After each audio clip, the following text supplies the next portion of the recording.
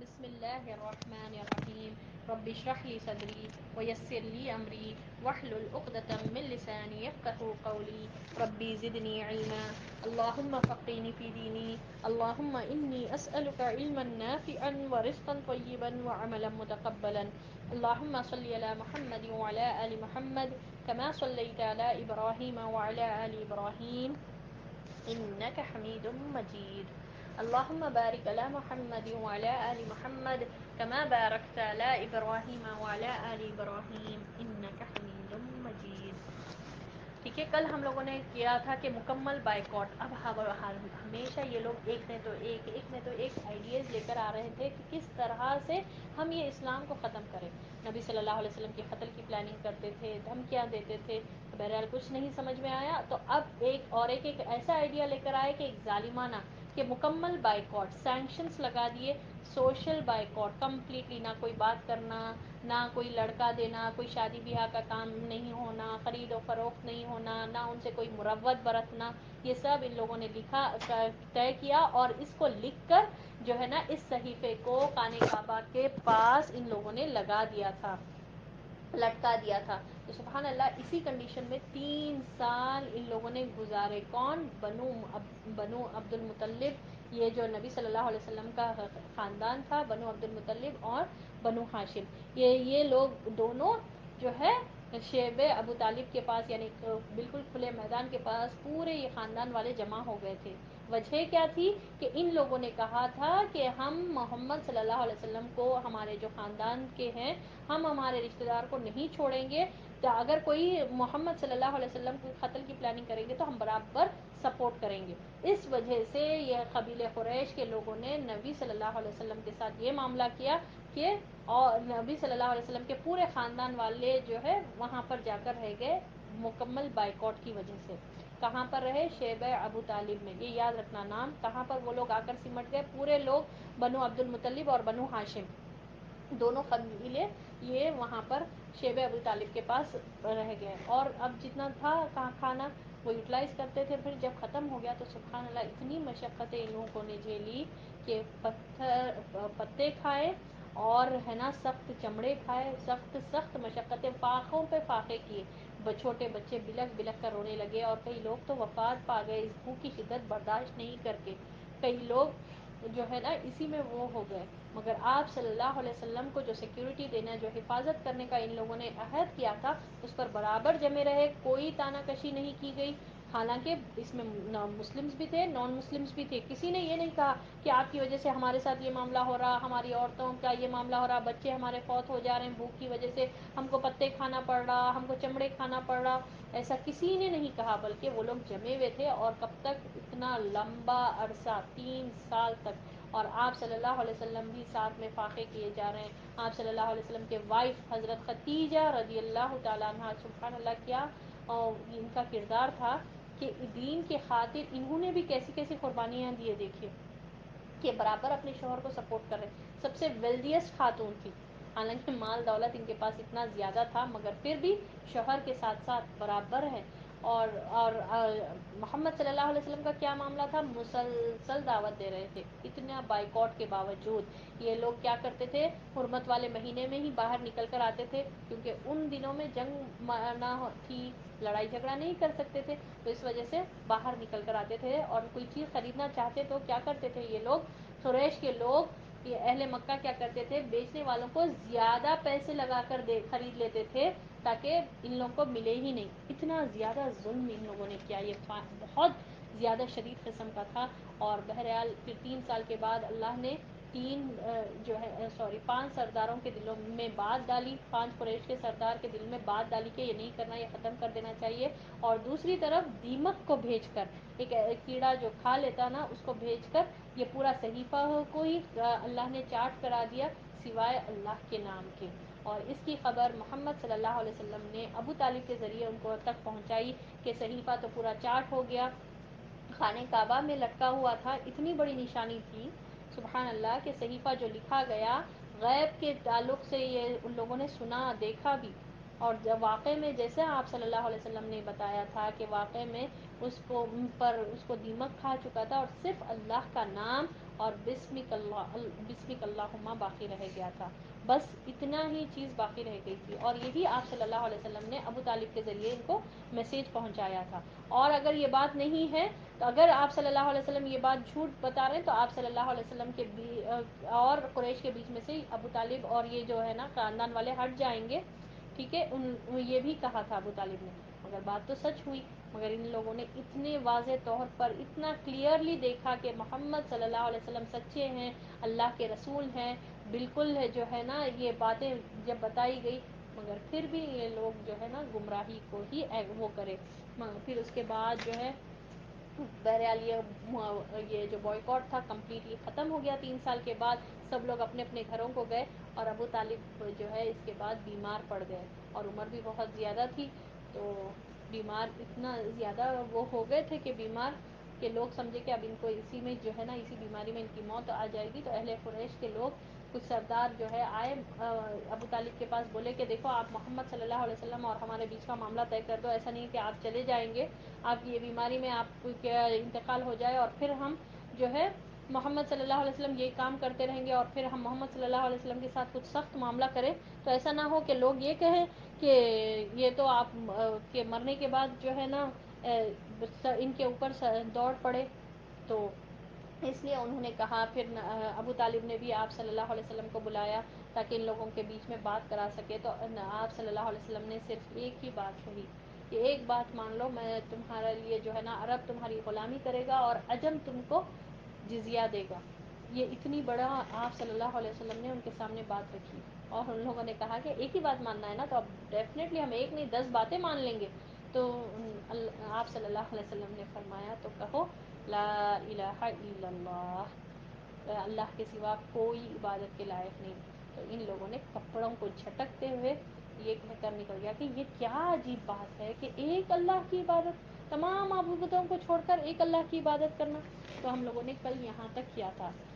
اب ہم کریں گے، آج ہمارا جو ٹاپک ہے وہ غم کا سال، کس طرح سے غم کا سال. اور یہ یاد رکھیے کہ آپ صلی اللہ علیہ وسلم نے اس کو سیلیبریٹ نہیں کیا، یہ غم کا سال بول کر نام نہیں رکھے، مگر اس سال آپ صلی اللہ علیہ وسلم پر غم پہ غم آئے تو ہسٹری بعد میں جب یہ بتایا گیا کہ یہ سال ایسا غم کا گزرا. عام الحزن اس کو کہا جاتا ہے عربی میں، یعنی بڑے بڑے غم آئے آپ صلی اللہ علیہ وسلم کو اس سال میں، اسی وجہ سے اس کو غم کا سال کہا جاتا. کوئی آپ صلی اللہ علیہ وسلم نے نام نہیں رکھا، اور اس سے یہ جواز نہیں تلاش کرنا کہ برسی کر سکتے، ہم چہلم کر سکتے، یا پھر بہرحال برسیوں پہ برسیاں ایوری ایئر یہ غم منانے کے لیے کر رہے ہیں. کوئی اس کی دلیل نہیں ہے، کوئی سند نہیں ہے. بس آپ لوگوں کو سمجھانے کے لیے اس ٹاپک کا نام غم کا سال بعد کے لوگ جو ہے نا، جو ہسٹورینس ہیں، ان لوگوں نے لکھا. آپ صلی اللہ علیہ وسلم نے نہ اس سال کا نام عام الحزن رکھا، اور نہ ہم کو اس میں کوئی جواز تلاش ملتا کہ ہم برسی کریں. ہم کسی فوت شدہ لوگوں کے بارے میں جو ہے نا غم مناتے ہوئے، جو محرم میں کیا جاتا، شیعہ لوگ اکثر ہم لوگ جو دیکھتے، یہ سب غلط ہے، یہ نہیں کرنا چاہیے. تو بہرحال غم کا سال، کیا غم آئے تھے آپ صلی اللہ علیہ وسلم پر اس سال؟ پہلا کیا تھا؟ ابو طالب کی وفات. ابو طالب کا مرض بڑھتا گیا، یہاں تک کہ وقت رحلت آ گیا، یعنی ان کے سکرات موت کا وقت قریب آ گیا. اس وقت رسول اللہ صلی اللہ علیہ وسلم ان کے پاس تشریف لائے تو وہاں ابو جہل اور عبداللہ بن امی موجود تھا. آپ صلی اللہ علیہ وسلم نے فرمایا، چچا جان لا الہ الا اللہ کہہ دیجئے، بس ایک کلمہ، اس کے ذریعے میں اللہ کے حضور آپ صلی اللہ علیہ وسلم نے کہا کہ آپ کے لیے حجت پیش کروں گا. ان دونوں نے کہا، یعنی وہ ابو جہل اور جو یہ عبداللہ بن ابی امیہ تھا، ان دونوں نے کہا ابو طالب کیا عبد المطلب کی ملت سے اراض کرو گے؟ اور ان سے برابر باتیں کرتے رہے، یہاں تک کہ آخری بات جو انہوں نے کہی یہ کہی کہ عبد المطلب کی ملت پر، پھر اسی پر انتقال ہو گیا. ٹھیک ہے، اب ان کا وقت رحلت یعنی موت کا وقت قریب آ گیا، سکرات کا وقت تھا. تو لوگ جو ہے نا جمع ہوئے، 2 لوگ تھے سرداران قریش میں سے 2 لوگ تھے، ادھر محمد صلی اللہ علیہ وسلم بھی قریب تھے، اور لا الہ الا اللہ کی تلقین کر رہے تھے کہ کہہ دیجئے اے چچا جان، کیونکہ بہت زیادہ سپورٹ کرے، بہت محبت کرتے تھے آپ صلی اللہ علیہ وسلم بھی، مگر وہ بول رہے تھے. ادھر دوسری طرف آپ دیکھیے غور کریے اس چیز کو. دوسری طرف یہ لوگ اپنی طرف کی باتیں کر رہے تھے کہ کیا آخری وقت میں عبد المطلب کی ملت کو چھوڑ دو گے. اب تک تو عبد المطلب کی ملت ہی بول رہے تھے اور بتائے بھی تھے. ابو طالب بولے کہ نہیں میرا دل نہیں چاہتا کہ میں ہے نا اپنے دین کو, اپنے آبا و اجداد کے دین کو چھوڑ دوں. ٹھیک ہے, ان کی یہی فیلنگس تھی, یہی فیتھ تھا ان کا. یقین رکھتے تھے کہ محمد صلی اللہ علیہ وسلم جو کر رہے ہیں وہ صحیح ہے, مگر جو ہے نا اپنا دین بھی نہیں چھوڑنا چاہتے تھے ایٹ دا سیم ٹائم. تو سبحان اللہ, اب یہ لوگ ان کو یہ بات بول رہے ہیں, اور وہ آدمی کے ساتھ کیا معاملہ ہوتا جس کی موت قریب آ گئی. تو اسی لیے آپ صلی اللہ علیہ وسلم نے بھی فرمایا کہ جب مرنے کا کسی کا وقت قریب آ جائے تو لا الہ الا اللہ کی تلقین کرتے رہیں. اس کے آپ نہیں جانتے کہ اس کے ساتھ کیا معاملہ ہوتا, وہ کیسی مشقت تکلیفوں میں رہتا. وہ اس ٹائم پر رونا, اور یہ دوسروں سے کوئی آ کر کچھ اور بات کر رہے, نہیں ایسا ہوا تھا, نہیں ان کے ساتھ اچھے تھے اچانک سے اب بھی ایسی طبیعت خراب ہوئی, وہ سب باتیں کارنر میں رکھیے. جو بات بولنا چاہیے وہ لا الہ الا اللہ. اب میں بتاؤں آپ کو کتنا وہ والا واقعہ ہے کہ رونٹے کھڑے ہو جانا چاہیے کہ سبحان اللہ, ایک شخص جو ہے نا اس کا مرنے کا ٹائم قریب آ گیا, لوگ اس کو جواب دے دیا گیا کہ نہیں اب تمہارا جو ہے نا اندر کے آرگنس کام نہیں کر رہے اور تمہارا جو ہے وقت قریب آ گیا. تو بہرحال اس کو ہوش تھا, اس کو سمجھ میں آ رہا تھا, تو وہ جو ہے نا نرس کو بول رہا, ڈاکٹر کو بول رہا مجھے لا الہ الا اللہ, وہ یعنی کہ پڑھا دو مجھے تاکہ میں میرے زبان سے نکلے, مجھے کوئی کلمہ پڑھاؤ, مجھے کوئی کلمہ پڑھاؤ. اس کو کلمہ یاد نہیں آ رہا تھا. یعنی تو آپ سوچیں کہ وہ وقت کتنا ٹف رہتا کہ انسان جو ہے نا ہیبت, کیسی ہیبت رہتی ہوگی. تو وہ بس یہی بول رہا تھا, حالانکہ مسلمان ڈاکٹر تھے, مسلمان نرس تھے, وہ لوگ بیان کر رہے ہیں بعد میں انتقال کے بعد کہ وہ شخص کی اتنی خواہش تھی کہ مجھے کلمہ پڑھا دو, مجھے کلمہ پڑھا دو. اور لوگ ہے نا اپنے ہی کام میں اس کو بی پی چیک کر رہے ہیں, اس کا جو ہے نا ہارٹ بیٹ چیک کر رہے ہیں, وہ اس میں لگے ہوئے ہیں. وہ خواہش یہ بول رہے ہیں کہ کلمہ یاد نہیں آ رہا تھا اس کو. سبحان اللہ, یعنی کیسی وہ ہوتی, مشقت کا وقت رہتا. اور یہ ٹرو سٹوری ہے. بعد میں نرس اور وہ ڈاکٹرز نے اس بات پر اتنا ریگریٹ کیا کہ یا اللہ ہم لوگوں میں کیسی محبت ہے, ہم کیسے مسلمان ہیں کہ ایک مسلمان جو ہے خواہش کرتا رہ گیا کہ ہم سمجھ ہی نہیں پائے. ہم اپنے ہی کام میں, ہم دنیا والوں کا یہ معاملہ ہوتا ہے کہ اپنے ہی کام میں لگے ہوئے رہتے, اور وہ شخص پہ اس کے اوپر موت طاری ہوتے رہتی ہے, اور وہ غیب کے پردے ہٹتے رہتے. وہ ہیبت کی وجہ سے وہ کلمہ بھول جاتے جو ہم بالکل آسانی سے پڑھ لیتے. وہ لوگ نہیں پڑھ سکتے بھائی. آپ سمجھتے کہ وہ نارمل ہے, لیٹے ہوئے بس ایک تکلیف ہے, نہیں, بھول جاتے. کبھی ایسا بھی ہوتا نا, ہم کبھی نیند میں چمک کر اٹھے, ٹھیک ہے, بہت زیادہ دل آپ کا کام رہا, جب ایت الکرسی پڑھنا چاہتے ہم, حالانکہ ہم بہت آسانی سے پڑھ لیتے, صحیح ہے نا, مگر وہ ہیبت اتنی طاری ہو جاتی ہے ہمارے پہ کہ ہم الفاظ ہی ادا نہیں کر سکتے. تو ہم دوسروں کو بولتے پڑھ کے پھونکو, میرے پہ دم کرو, میرے کو پڑھ کے پھونکو. تو سبحان اللہ, وہی شخص کا معاملہ ہو رہا تھا. تو یہ ایک بات یہ ہے کہ بیکار کی باتیں نہیں کرنا, رونا پلانے کی بجائے اللہ کی امانت اللہ کے پاس لوٹ رہی ہے, اس کے ساتھ بہتر معاملہ ہونا. تو زور سے لا الہ الا اللہ, لا الہ الا اللہ, لا الہ الا اللہ پڑھنا چاہیے تاکہ اس کو یاد آ جائے.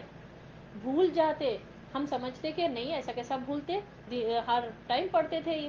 نہیں بھائی, بہت بہت سخت معاملہ رہتا. روح نکلنا ایک آسان چیز نہیں ہے, ٹھیک ہے. اس کا سبحان اللہ سورۃ القیامہ میں اللہ نے ذکر فرمایا. تو بہرحال یہ ابو طالب جو ہے نا, ابو طالب کے پاس نبی صلی اللہ علیہ وسلم بول رہے تھے کہ لا الہ الا اللہ پڑھ لیجئے, میں آپ کے لیے حجت کروں گا.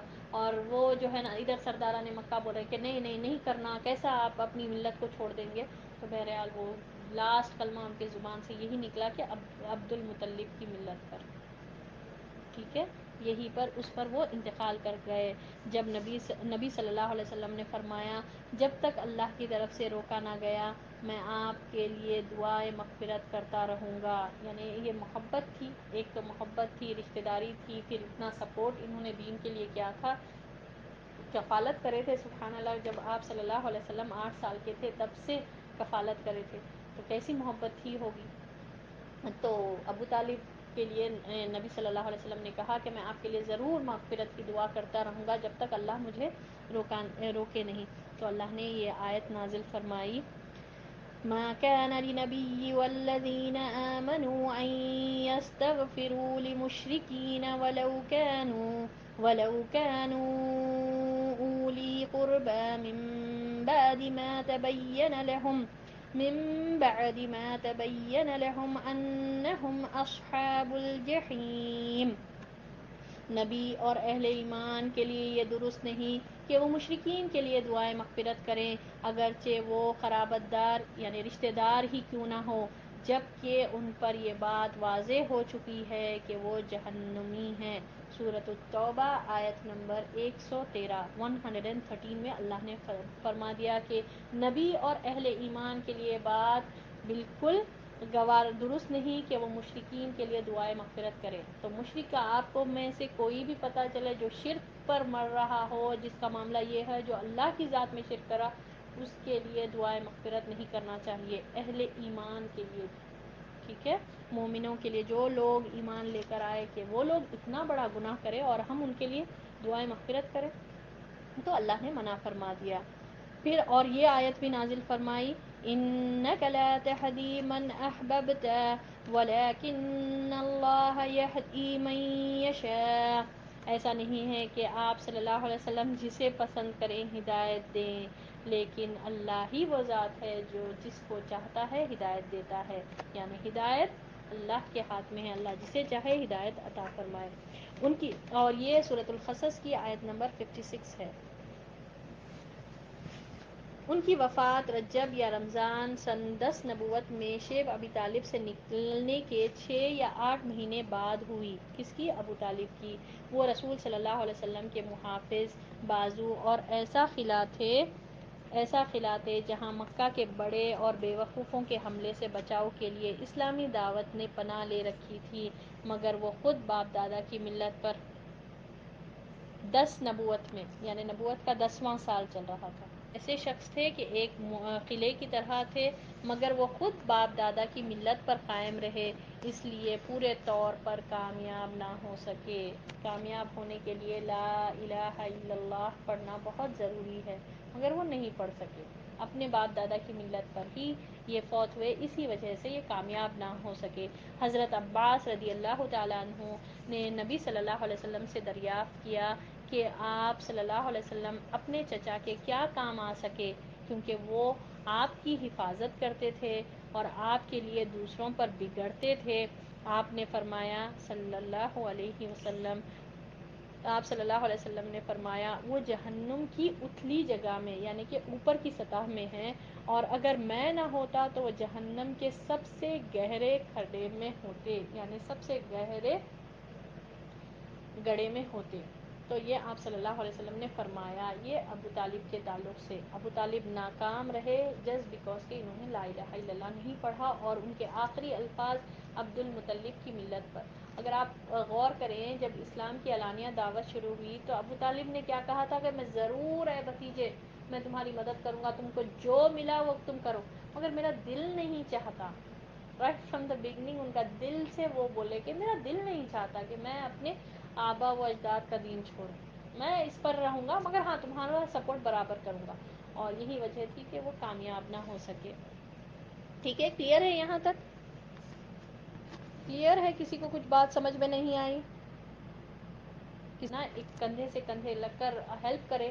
اور جو ہے نا قلعہ ایسا قلعہ تھے جو جس سے جو ہے نا بڑے بڑے یہ مکہ کے بڑے بڑے سردار اور بیوقوف قسم کے لوگ جو ہے نا جو آپ صلی اللہ علیہ وسلم کو ستاتے تھے، اذیتیں دیتے تھے، ان سے جو ہے نا حفاظت فرماتے تھے. مگر وہ خود کیسے تھے کہ وہ اپنے باپ دادا کی ملت پر ہی ان کی وفات ہوئی. تو بہرحال یہ ابو طالب کا معاملہ تھا. اب ابو طالب جو ہے اتنے بڑے سپورٹر تھے، اب وہ چلے گئے. اس کے بعد اور ایک بڑا غم، سب سے بڑا غم، بیک بون نبی صلی اللہ علیہ وسلم کے جو سب سے زیادہ تھے، وہ خدیجہ رضی اللہ تعالی عنہا رحمت الہی کے جوار میں. ابو طالب کی وفات پر نبی صلی اللہ علیہ وسلم کا زخم ابھی پورا بھرا ہی نہ تھا کہ ام المومنین حضرت خدیجہ رضی اللہ تعالی عنہا بھی وفات پا گئیں. ان کی وفات ابو طالب کی وفات کے 2 مہینے یا صرف 3 دن کے بعد رمضان سن 10 نبوت میں ہوئی.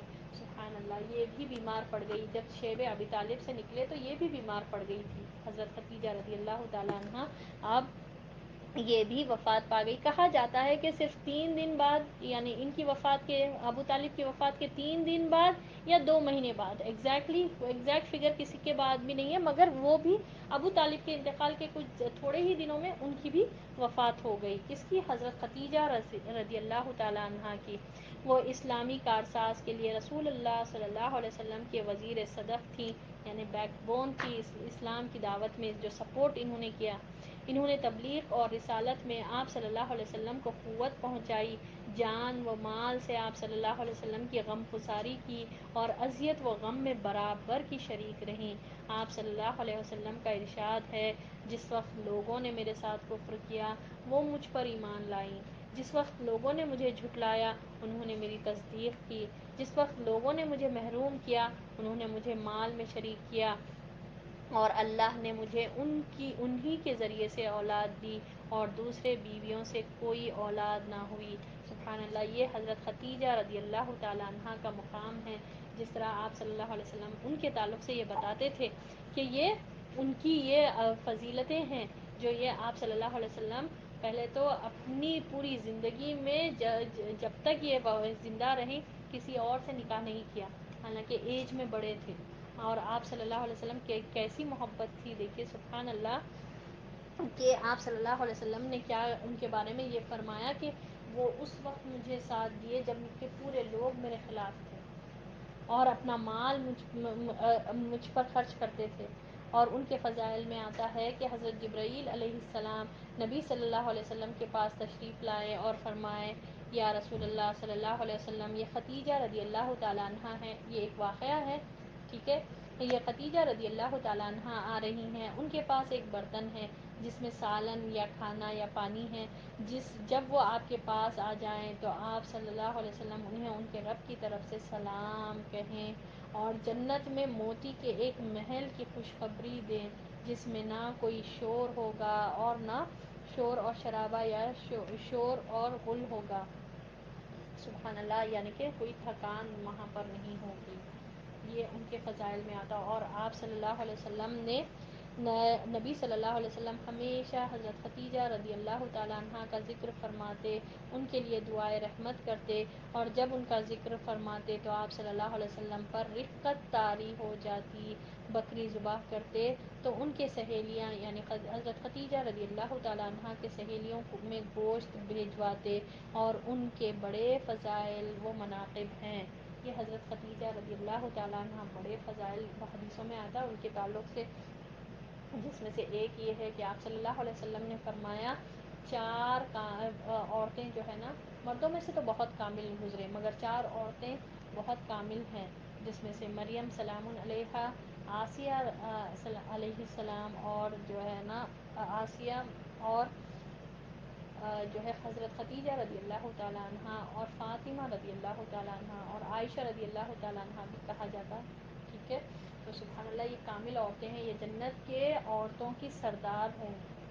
اللہ اکبر کبیرہ. اور کیا سبحان اللہ کیا سپورٹ کرے تھے کہ نبی صلی اللہ علیہ وسلم ان کی تعریف میں یہ فرماتے تھے کہ اللہ نے کسی سے مجھے اولاد نہیں عطا فرمائی صرف ان سے.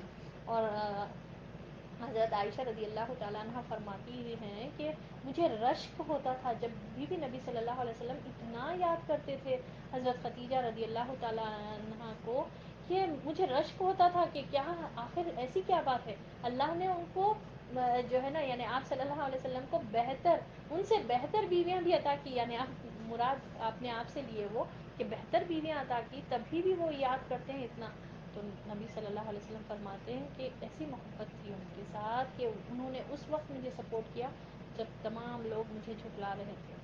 اللہ اکبر. سوچے شوہر گواہی دے رہے بیوی کے تعلق سے، کیسی یہ کیریکٹر تھے. اور سلام ساتوں آسمان سے، عرش سے سلام آیا. اللہ اکبر. کہ جبرائیل علیہ السلام لے کر آئے کہ یہ دیکھیے خدیجہ آ رہی ہیں آپ کے لیے. جب نبی صلی اللہ علیہ وسلم یہ دین کا کام میں لگے ہوئے تھے تو یہ اپنے شوہر کو کھانا لے کر جا کر دے رہے تھے، تو جبرائیل علیہ السلام نے کہا کہ میرا بھی سلام کہنا، اور یہ کہنا کہ اللہ نے عرش سے ان کے لیے سلام بھیجا. اور جنت میں ایک ایسا محل، کیسا محل ہوگا بھائی سبحان اللہ. کبھی سوچے ہم، ایک موتی کا محل، صرف ایک خالص موتی کا بنا ہوا محل ہوگا یا ایک ایسے یہ بات بھی لے سکتے ہیں ہم، یا پھر یہ موتیوں سے صرف وہ محل جو ہے نا صرف موتیوں کا بنا ہوا ہوگا، ہم یہ بھی بات لے سکتے، یا پھر ایک خالص موتی کا محل ہوگا اور اللہ نے یہ خوشخبری عطا فرمائی، تو سوچیے آپ کیسا ہوگا وہ محل۔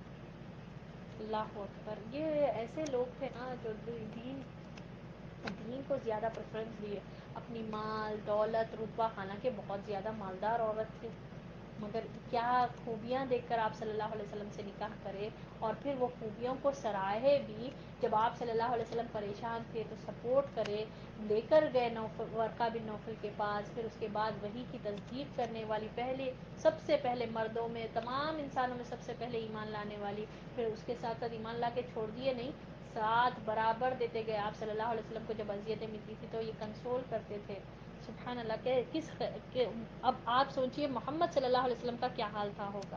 ایک ابو طالب جو سب سے زیادہ اٹیچ تھے آپ صلی اللہ علیہ وسلم، جو ہے اپنے خاندان کے جس ممبر سے سب سے زیادہ اٹیچ تھے وہ ابو طالب، اور سبحان اللہ اس کے بعد ختیجہ رضی اللہ تعالیٰ عنہ کا بھی انتقال ہو گیا، یہ بھی وفات پا گئی، اور اس میں غم ہی غم آپ صلی اللہ علیہ وسلم کو تھے ہی، تو سبحان اللہ، یہاں تک ہی ہم رکھتے ہیں آج کا یہ ٹاپک، ہم انشاءاللہ کل ہم کریں گے باقی کا، نبی صلی اللہ علیہ وسلم جو طائف میں گئے وہ اور ایک زیادہ اسی سال یہ ہوا، پھر اتنا دو بڑے غم، پھر اس کے بعد جو طائف میں گئے کس طرح سے آپ صلی اللہ علیہ وسلم کو ویلکم کیا گیا، انشاءاللہ ہم کل دیکھیں گے۔ بات یہی ہے بھائی کہ آپ صلی اللہ علیہ وسلم چاہے غم آئے، چاہے مشکل آئے، چاہے اذیتیں دی گئی، اپنا کام برابر جاری رکھے، اس کو ہمارا کیا معاملہ ہوتا ہے کہ ہم غم آ گیا تو لوگوں میں پہلے تو ڈھنڈورا پیٹ دیتے کہ ہمارے ساتھ ایسا ہوا، پھر جو ہے نا معاملات ہی چھوڑ دیتے، دین کا کام کدھر کی، نماز کدھر کی، قرآن کدھر کی، بس پڑھے تو بالکل غفلت میں وہی غم کے ساتھ نماز پڑھیں، کیسے بڑے بڑے یہ آزمائشیں تھے، سوچیے آپ۔ ختیجہ رضی اللہ تعالیٰ عنہ اتنے بڑے سپورٹر کے نبی صلی اللہ علیہ وسلم ہمیشہ یاد کرتے تھے، کیا ان کا وہ سوچیے آپ، ان کا کیسی یہ محبت تھی، کیسا دونوں میں انڈرسٹینڈنگ تھی، کیسی محبت تھی کہ 6 بچوں کو انہوں نے تربیت کی، پالے بڑے کرے، سبحان اللہ۔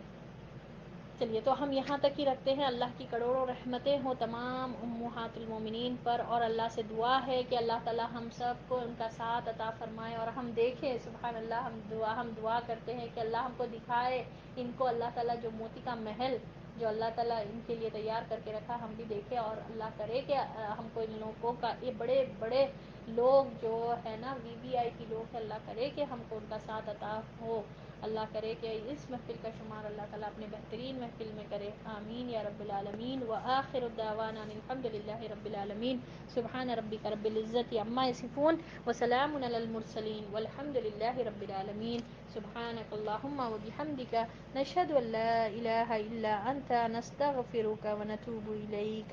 السلام علیکم ورحمۃ اللہ وبرکاتہ۔